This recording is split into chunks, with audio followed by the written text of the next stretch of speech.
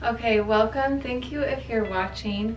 I am going to just kind of tell my birth story, and it's been about 10 days since I gave birth, and I'm not really a journal writer. I'm not very good at writing things down, so I thought this would be the most effective way to just kind of tell my story and remember it in the future, and then Liesl can see this in the future and hear all about how she was born.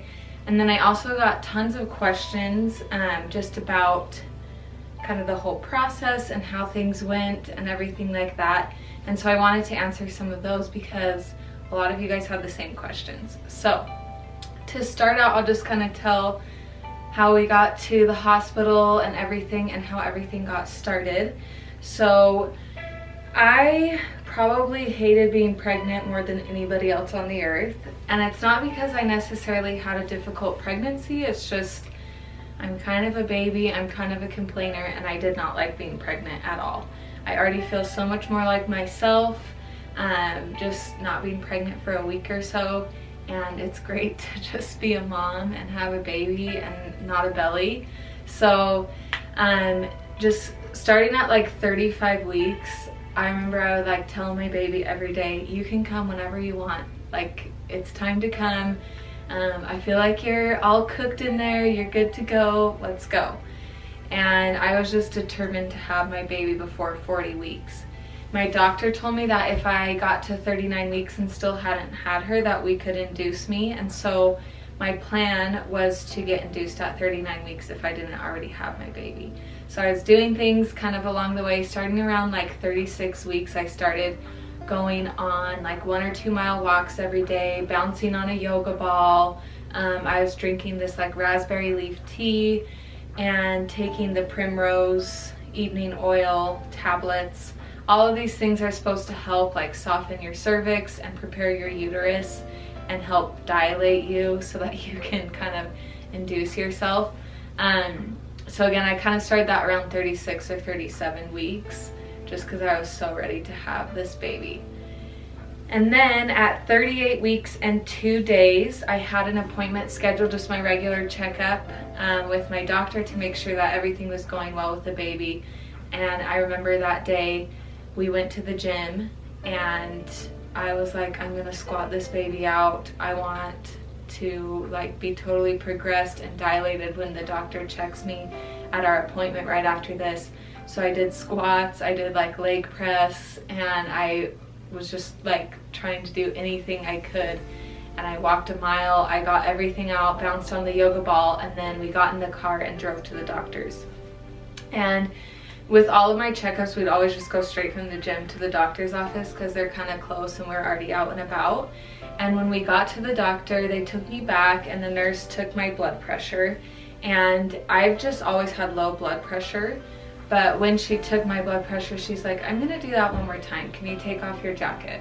So I took off my jacket, we did it one more time, and she's like, okay, that's what I thought. And she said, don't freak out, but your blood pressure is really high, especially for you. And so she left the room to go get the doctor, our doctor, and I kind of looked at Ryan and I was like, okay, and he's like, what are you feeling right now? And I'm like, nothing. I'm not gonna let myself feel anything until I have an answer and know what's going on.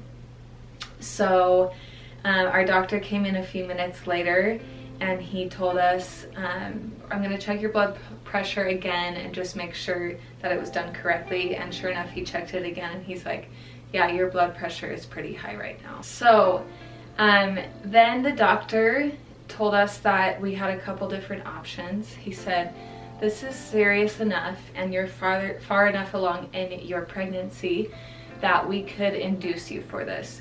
These are signs of preeclampsia and we just don't want to take any chances. And because baby's already full term at 36 weeks and I was 38 and 2 days, we can have the baby if needed. So my doctor's office is super close to the hospital and he said, we're gonna send you across the street to the hospital and they'll check you in, they'll do some blood work, and at that point they'll decide if they need to induce you tonight or not. And I remember being a little bit nervous, oh my gosh, is something wrong? Am I gonna be okay? But also I remember being kind of excited, I think I got my way. Like, I think I'm gonna get induced tonight and have this baby earlier than I thought I would, and this is great. So Ryan and I were a little overwhelmed. We start texting our families and telling them, like, baby could be here tonight, we'll keep you updated. We called my mom because she had planned to come out and stay with us for a week once the baby got here, so we kind of updated her. And then we got to the hospital, and it was so weird. Like, they sent us up to the labor and delivery unit, and I was like, I never thought I would just arrive here in gym clothes, as calm as can be, and not having contractions or anything, and just walk right up to the front desk and be like, hey, I need to check in to have a baby.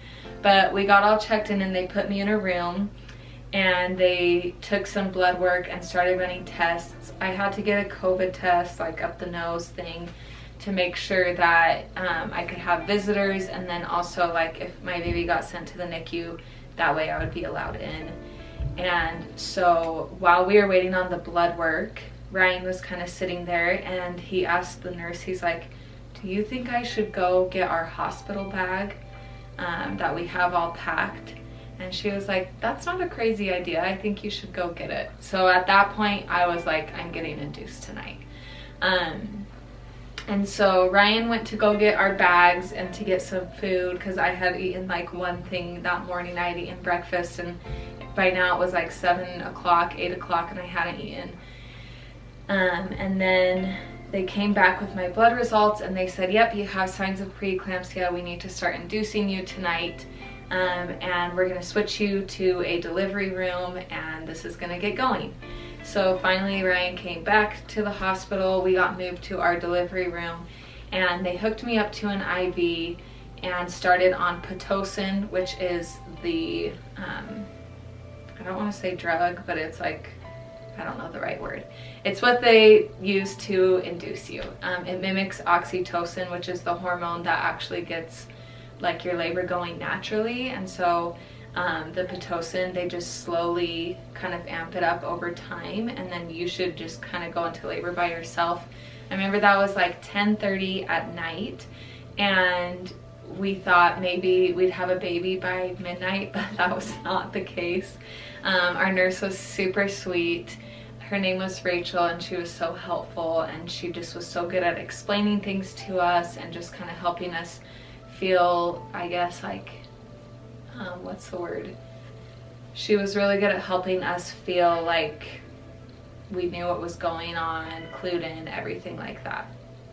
And so that night, where I was just supposed to get as much sleep as I could, I had 2 monitors attached to me, and one of them was for my heart rate, the other was for baby's heart rate, and my heart rate also was tracking my contractions. And then I had a blood pressure cuff on that would go like every 10 or 15 minutes to just monitor that it was okay. So we had a screen up that would show baby's heart rate, my heart rate, and then whenever I'd have a contraction. And just throughout the night, they started to realize like my contractions really weren't progressing that much. They were still kind of like pre-labor contractions. And that whole night, it kind of just felt like period cramps.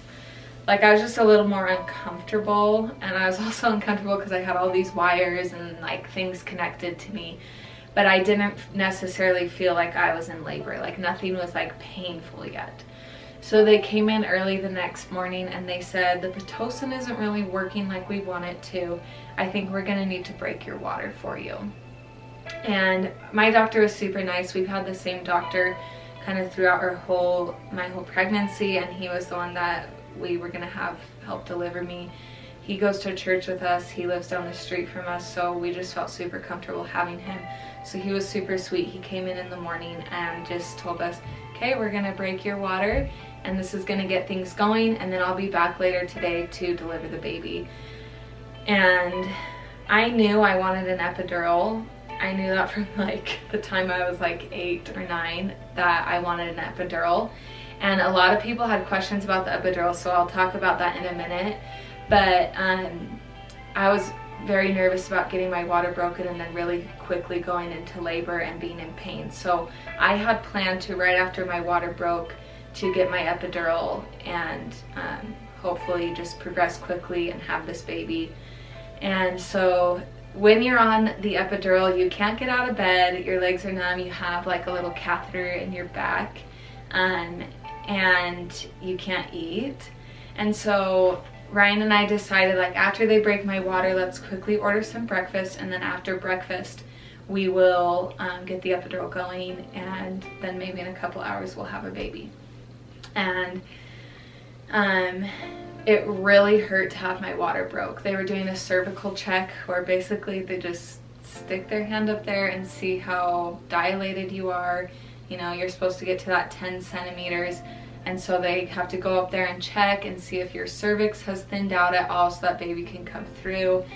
And while they're doing that, they kind of stuck this stick up there like this long and poked my water sac, and then just the water came gushing out. And that was really painful. That was probably the first time I had been in pain so far in this hospital visit, and it kind of freaked me out. Like, I was just like, I'm not willing to be in pain anymore during this whole experience. So we got my water broken, we quickly ordered breakfast. I ordered like a little bowl of Cheerios, and I remember, like, while I was eating it, I took like 2 bites, and I just told Ryan, like, I need the epidural now. Like, my contractions are actually really starting to hurt. And so we called my nurse in, and I just said, I need the epidural, let's get it going. And I was only dilated to a 4 at that point, but my contractions were painful, for me at least. I don't think I have a very high pain tolerance. And some people, like, I don't know, I think they go a lot longer before they get the epidural, but I just knew I did not want to be in pain. And people have different reasons why they would or would not get an epidural. I know some people are all about like natural birth and everything, and some people say like they don't feel like themselves when they're on the epidural. They feel like they can't be in the present or anything like that. And so they don't want the medication and the epidural because they just want to be present for the birth. I could not have been present through the pain.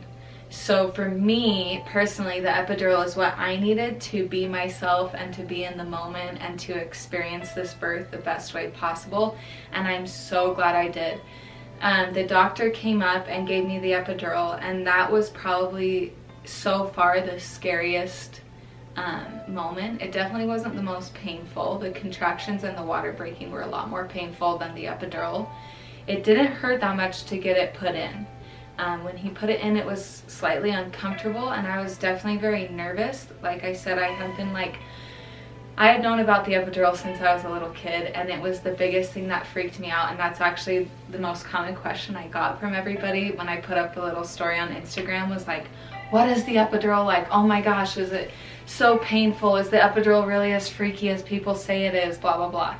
I remember I waited probably like a total of 10 minutes at the most from the time I ordered the epidural till the time that the doctor came in to give it to me. And they had me like sign this paperwork that I was like legally okay with getting the epidural, because there are some risks with it. They're very like low.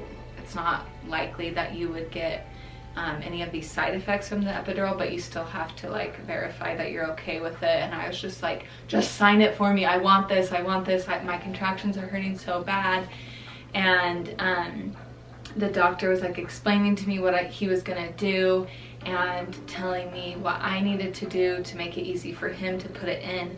And they had Ryan like they elevated my bed up, and then they had him sit down in front of me, and I had to put my legs like or my feet up on his knees and then hold his hands and curl over. And they gave me a dose of pain medication right before they put in the epidural, and the pain medication kind of makes you feel a little, I don't know, just really good and warm and fuzzy and stuff like that. And for me personally, it made me really emotional. And I just remember I was leaning over and just looking at Ryan and like sobbing and crying and telling him he was so handsome and that I loved him so much. And like I said, I was just so nervous about this. Like, this was the start of like, I'm going to be having my baby in a matter of time. I'm nervous about the epidural going in wrong or whatever. And so I just kept asking him, like, do you think there's people here with me, angels here with me? do you think people are watching over me right now? And I really felt like I had angels with me at that time, and that's kind of a different story and a little more personal, but there were a few very prominent things that happened that just were reassuring to me and just so obvious to me that I had angels in heaven that were with me in that moment and kind of with me throughout my birth. And just to kind of touch on that, it was so special because Liesl was actually born the same day, a year after my grandma died. So she died January 22nd of 2020, and Liesl was born January 22nd of 2021. So my grandma was definitely one of those people that I felt there with me. Anyways, once the epidural was in, life was great. Within a matter of like 5 minutes, I was out of pain. I was completely numb. I was just like slightly tired. I felt like I could take a nap. I felt like I could relax. And so I think I kind of went to sleep, and they were still monitoring me and watching my contractions and making sure that I was going into labor now. And Ryan was just so good and so patient. And my doctor was still across the street at the clinic. He was finishing up his shift over there, and then he was going to come and help deliver me once I was ready. So a couple other doctors came in about like 4 hours after I got the epidural in, and they came in to check me to see how much I was dilated. And I remember thinking, like, because when I got the epidural I was at a 4, so I was like, when they check me I bet I'll be at like a 7 or an 8 or something. And they came in, and the nice thing about the epidural is when they check you now, it's like you can't feel a thing. You see them down there and everything like that, but you can't even tell that they're touching you at all, which is super nice. And one of the doctors checked me, and I heard him say 9.5, and I was like, what was that? And he said, you're at a 9.5 and you have to be at a 10. And I was like, oh, okay, so what does that mean? And he's like, well, that means we're gonna start pushing very soon, and we're gonna get your doctor in, and you're gonna have a baby. And so I like immediately went into panic mode, just because it's like there's no going back now. Yes, I was numb, but like also I had no idea what to expect. I was so freaked out. And so anyways, he starts telling me and coaching me on how to push. And I wasn't supposed to push yet, but he was just telling me basically you take 4 breaths, and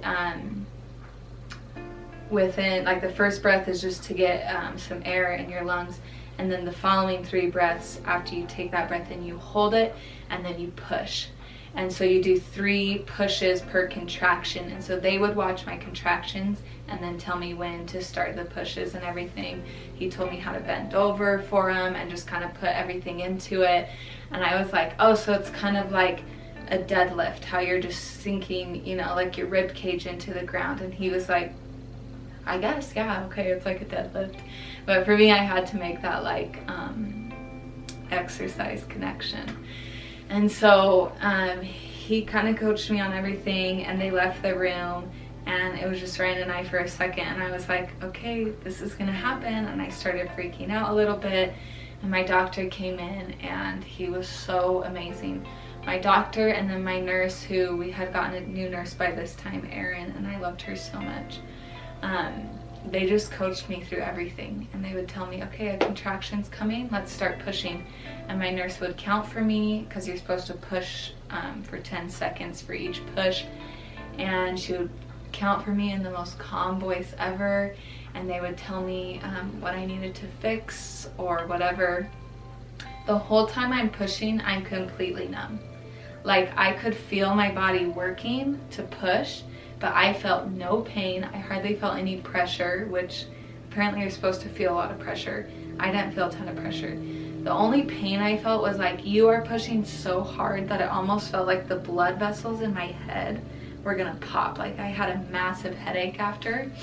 But that was the only pain, and they gave me really good instructions, and they were just with me throughout the whole time. And it was really interesting because while you're pushing, it's the most exhausting thing ever. Like I said, with the epidural, it's not painful, it's just like exhausting. It's like a workout. So after each push, you just die. Like, you fall back in your bed and you need to relax, but you feel fine if you're on the epidural. And so like in between each contraction and my pushes, we'd be having these conversations and just like laughing about things and, you know, telling stories and whatever. And it was just this like super fun experience, because like the pushing, like being able to do something physical, I'm all about physical, I love exercise, everything like that, to like the last step to get my baby out, to do something so physical felt so empowering for me. Like I am pushing this baby out. So that was awesome. And then to just have this like room full of people who are cheering you on and like saying like, yes, yes, yes, that's great, like we can almost see her head, you're doing so good, you've got this, Emily. Like that is everything to me. And then in between being able to tell these stories and talk with Ryan and everything like that. One of the questions that I got that I loved, somebody asked, what did Ryan do or say that helped you feel better or more comfortable? And in that moment while you're pushing, there's so many emotions. Like I said, we were telling stories and laughing at times, and then other times like I'd get very sentimental and emotional, and like I would like start, you're a little delirious, and so I'd start like bringing things up to Ryan. Like at one point and there's this room full of doctors and nurses that are just watching you, and he's right here, you know, holding my hand, stroking my head, everything like that. And at one point I said to him, I just started bawling, and I said like, this is our last ever moment, like just us two, you know, like in just like a little bit there's gonna be a third, and so this is our last moment, just us two. And I started crying, and he was so sweet. Like he didn't care that there were other people there. It was just us two. He just like stayed locked in on me, on him the whole time. And then I cried at one point, and you know, I kept saying like, do you think I'm strong? Do you think I can do this? And just he didn't feel embarrassed to like engage in that with me. And I asked him at one point, I started crying, like, do you think she loves us? Do you think she knows we're gonna be good parents, or thinks that we're gonna be good parents? Do you think she trusts us? And just kind of these little like special, almost personal moments that maybe you might be a little embarrassed to have in front of other people, but he just acted like nobody else was there. And that was so special to me. That's exactly what I needed, was somebody to just be locked in on me and focused on me. And then I would talk about silly things and bring up funny stories, and they're kind of embarrassing stories. You know, I was talking about Aquamarine and how it's my favorite movie, and he just laughed with me and talked about it with me and never got embarrassed. So I think that was like the most helpful thing that Ryan could do, was just act like I was the only one there and allow me to go through every stage of emotion that I had to while I was pushing. But anyways, I ended up pushing for 3 hours. My mom FaceTimed me with my dad and my little brother, who's 17, and he's so cute, and I thought I had scarred him for life by making him watch, but my mom said that he was just crying the whole time and holding her hand and was so sweet, which is like so emotional for me. But like they were watching and cheering me on too. And then finally at the end of 3 hours I got her out, and just having her with me for the first time was the most incredible thing. Like they lay her on your chest, and I was just like, we did it. Like this was the longest journey of our lives, but we did it. We finally get to meet each other, and it was really emotional. And they wiped her all off, and then it just got to be the 3 of us, Ryan and I and little Liesel. But yeah, that was everything, and that's kind of how it happened. I'll go ahead and answer some of the questions that I don't think I have yet, just through my story. So somebody asked, was it as painful as I had thought? It definitely wasn't, just because of all the medication I was on. When I got the contractions, when I wasn't on the epidural yet, that was painful. And I will be honest about that. That was really painful, and I was not willing to sit through it for a second longer than I had to. So my advice would just be like, kind of educate yourself on what your options are with pain tolerance and everything like that. Like what they offer for you for pain, and if you don't want to be in pain, you don't have to. That's something I didn't realize, is like, yes, you could start your contractions at home and be in pain on the way to the hospital, but you can ask for the epidural the second you get there. You really don't have to be in pain for longer than you want to. Unless you have a really fast labor, in which case I'm sorry, you might have to push without an epidural. Somebody asked what my experience was with the medical professionals. I loved our doctor. Like I said, he was the most helpful person ever. He's so calm, like he just kind of helps you feel like, bring you down from your anxiety and everything. Like I said, we go to church with them and they live by us, so I remember he brought me flowers after we had Liesl. Him and his wife had flowers brought to us, and then they brought us dinner the night that we got home. They came in to check on her and make sure she was okay, and it was amazing. And then my 2 nurses that were with me in labor and delivery both just had hearts of gold. Like I know that they were like the ones chosen to be with me because like I needed their specific personalities. Somebody said they're horrified of labor. Was it really that bad? Like I said, the contractions were painful. They really were. I felt like really hopeless while I was having contractions. But you really don't have to be in pain longer than you want to. You just ask for the epidural at the beginning. Was it easier or harder than I was expecting? I want to say easier, just because I wasn't in pain for the majority of the time. And I thought like overall it was probably like a total of 36 hours or something that we were at the hospital before I actually had Liesl. And that time flew by for me, and the pushing time, the 3 hours, flew by for me. It felt like it was like 45 minutes. I know for Ryan it was probably a different story because he was standing by me the whole time and kind of holding my feet up. But it was definitely easier. And let's see, the scariest part I think was the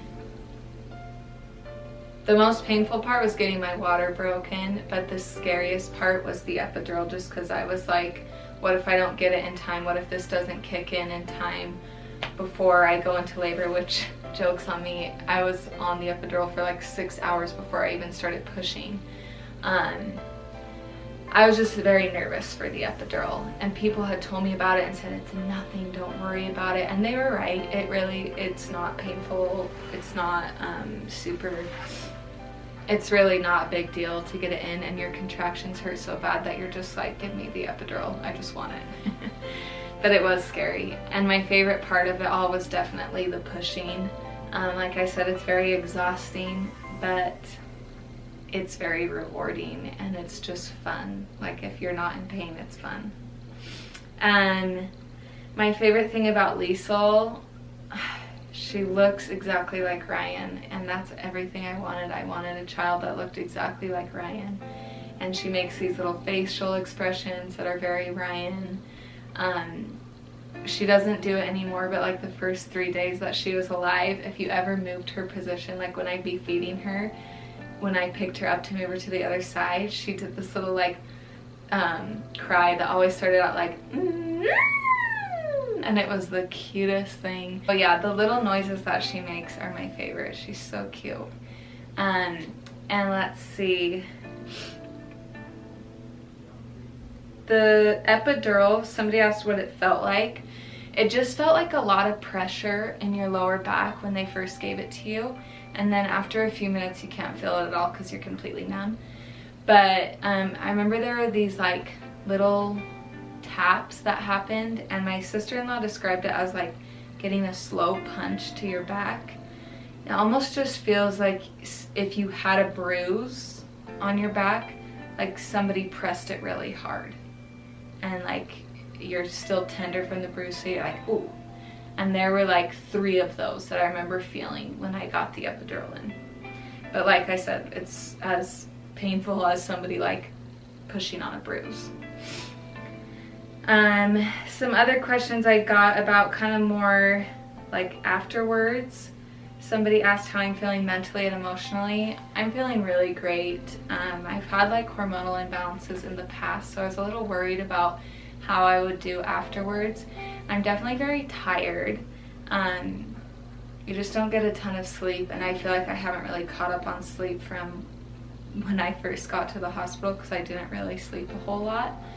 So I'm tired a lot. My body's very exhausted just from doing little things, but I'm very happy. And like Ryan and I are very sweet to each other now, and we just love each other. We're so patient with each other, and we were always kind and loving to one another, but it's just so different now. Like, I think we just have this understanding, like what he watched me go through and what I experienced having him as that support. Like, we just have such a greater love for one another now, and a greater understanding for what the other one is capable of. And then somebody asked, what has been the scariest and most eye-opening thing I have experienced? I think the scariest just with having a baby is like at nighttime I still worry that maybe she'll stop breathing or she'll roll over wrong, and so that's another reason why it's hard to sleep right now, is she sleeps right next to our bed in a bassinet. She's not in her crib yet, she's in our room. And I find myself waking up like every 30 or 45 minutes just to look at her and make sure she's okay. And she makes noises throughout the night in her sleep, like and so I just find myself like always listening for those to make sure that she's breathing and alive. So that's kind of like the scariest thing. The most eye-opening thing I've experienced so far is I think just like how much my parents did for me. And my mom came out here for a little over a week and helped us and everything like that. And she, like every night I'd bring Liesl into her room after she woke up to eat. So I'd bring her to my mom about 2 in the morning. My mom would watch her till like 6 or 7 so that I could get some sleep without having to worry about Liesl crying or breathing or whatever. And just that amount of love that my mom has for me and for Liesl, like it was so eye-opening to see like my mom did this for me. My mom went through labor and delivery and pushing and birthing without an epidural. Like, my mom is like a god in my eyes now. Like, she is so strong. She's Wonder Woman. She loves Wonder Woman, and she is Wonder Woman. So I think something people expecting should know is that, like I said, your birth is your birth, and people in the past talked about creating a birth plan before you go in, and I'm so like OCD. Like, I have to have everything planned out. Like, when we go on a trip, I want to know exactly what we're doing at every single time of the day and how we're getting around and what exactly I need to pack for what specific activities and events. And I knew if I had a specific plan written out for the hospital and it didn't go to plan, that I would lose my mind and freak out, and it would make me so much more nervous. So I picked like 1 or 2 things that I knew I wanted for my hospital experience, and like that was basically just, I want Ryan there with me and I want an epidural. And both of those things happened for me. So I think people that are expecting should know, like, it's probably not going to go exactly the way you want it to, but you should also have a couple things planned beforehand that are very important to you that you have ready to go.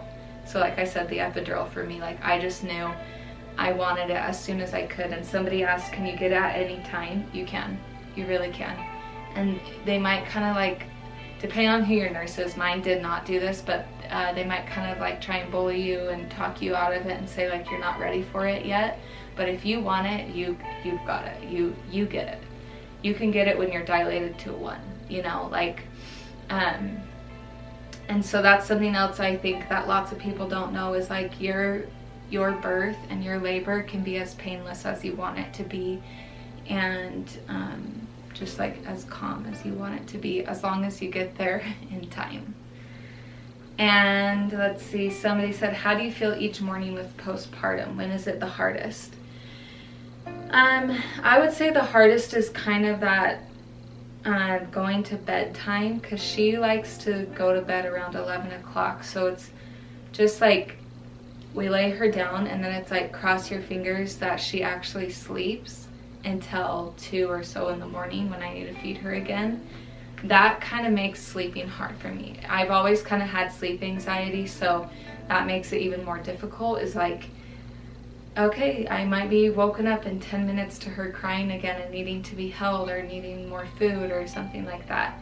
The mornings though, like around 6 or 7 o'clock when she wants to eat again, what I've been doing just the week that I've been home is I get her all ready and we turn on Disney music and I sing to her while we feed and just look at this beautiful baby. And I love the mornings with her. It's so great, and I'm not a morning person at all. I used to sleep until like 9:30 or 10, but I really love the mornings with her. And sometimes she'll even go back to sleep after that, so then I can kind of rest or I can shower or get ready. But most of the time I just sleep with her again, and then get ready later in the day when she's napping again. But yeah, each morning I just feel, I don't know, a little better, a little stronger, a little happier that this is my life now. And yeah, I think somebody asked what do I love most about Liesl. I think what I love most about her is just, like, I know she was mine forever. Like, she was always meant to be my daughter, and I know that because she looks exactly like Ryan. But whenever I'm with her, it's just like this pull to her. Like, if somebody else is holding her, it's great and it's so helpful, but after a while I'm like, hey, I need my baby, you know. And I didn't think I would be like that. I'm totally okay with other people holding her and even holding her for hours at a time, but it's just, it's great to know that I want her and I love her that much, and that I know that she's mine and we have that special connection. And when she looks at me, like, I can tell that she knows me, and she responds differently when she can, like, smell me in the room or hear my voice, and that's just the most special thing to me, and I love that about her. Yeah, and I think that was all the questions. So that's my birth story. I am going to create a separate video because this one is so long. I'll post a separate video of some clips from our hospital experience, so you can just kind of see in the moment how I was, and just different, like, little conversations we had and updates. I think it's kind of fun to watch, and if nothing else, it's just for me to reflect back on and have that experience on camera. So anyways, if you watched the whole thing, thank you, and yeah.